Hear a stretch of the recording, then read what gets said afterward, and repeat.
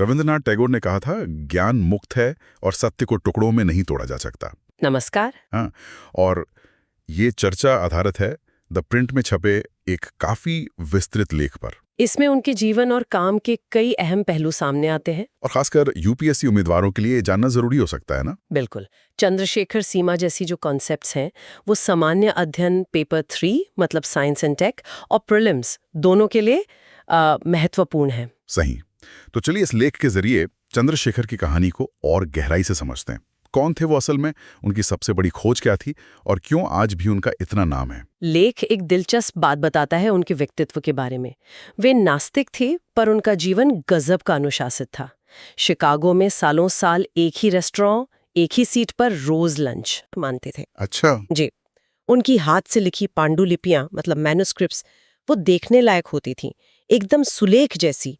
जटिल समीकरण बिना काटे पीटे, बिल्कुल सधे हुए, जैसे सब कुछ पहले से दिमाग में साफ हो। कमाल है। तो गणित उनका पहला प्यार था और भौतिकी वो तो पिता के कहने पे ली थी उन्होंने। उनके पिता सीवी रमन के भाई थे, खुद भी वैज्ञानिक। हाँ, पर देखिए कैसे कभी-कभी दूसरों की सलाह भी सही राह दिखा देती है।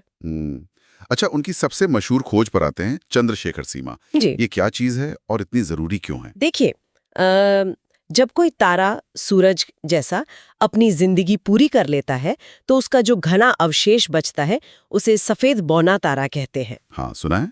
तो चंद्रशेखर सीमा वो अधिकतम वजन या द्रव्यमान है जिसे ये सफेद बौना तारा ढहने से पहले संभाल सकता है। तो फिर क्या होता है?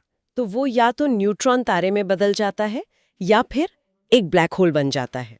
और ये सिद्धांत उन्होंने कब दिया? महज 19 साल की उम्र में। 19 साल। हाँ, भारत से इंग्लैंड जाते हुए समुद्री जहाज पर। सोचिए। अविश्वसनीय। इतनी बड़ी खोज इतनी कम उम्र में। तो क्या वैज्ञानिक जगत ने इसे हाथों हाथ लिया होगा? नहीं, बिल्कुल नहीं। यहीं से असल कहानी शुरू होती है। उस दौर के एक बहुत बड़े खगोल शास्त्री थे, सर आर्थर एडिंगटन।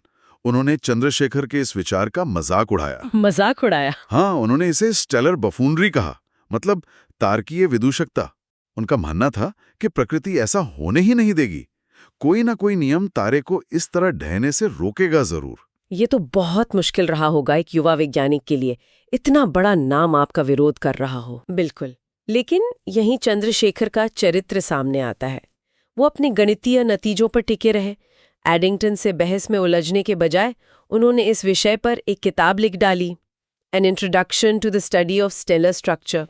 अच्छा। और फिर वे आगे बढ़ गए, खगोल भौतिकी के दूसरे सवालों पर काम करने लगे।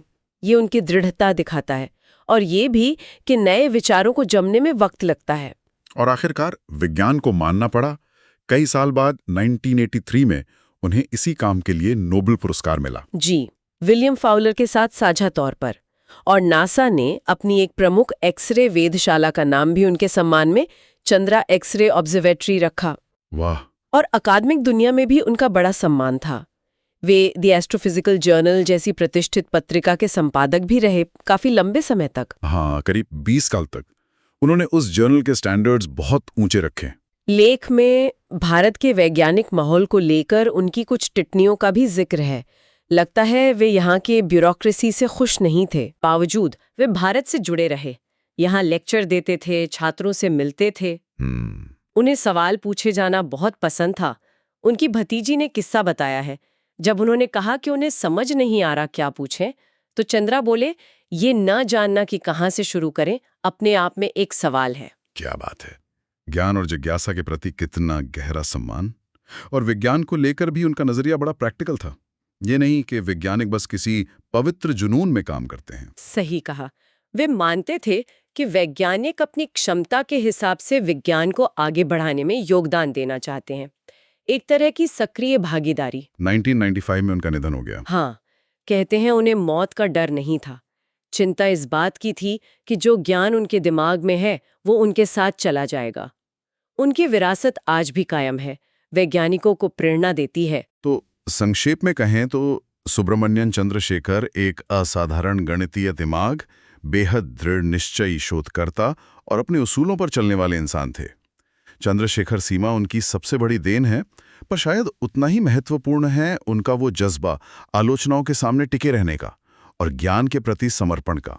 बिल्कुल। और यहाँ एक दिलचस्प बात यह भी है कि कैसे एकदम शुद्ध गणितीय तर्क ने खगोल भौतिकी की स्थापित सोच को चुनौती दी। ये विज्ञान में अलग-अलग विषयों के संगम मतलब इंटरडिसिप्लिनरी अप्रोच की ताकत दिखाता है। चंद्रशेखर का जीवन हमें सोचने पर भी मजबूर करता है ना?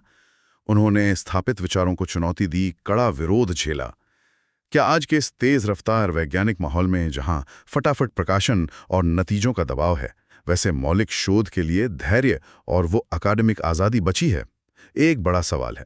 उम्मीद है द प्रिंट के लेख पर आधारित ये चर्चा आपको जानकारीपूर्ण और दिलचस्प लगी होगी, खासकर यूपीएससी की तैयारी करने वाले साथियों और विज्ञान में रुचि रखने वाले सभी श्रोताओं के लिए।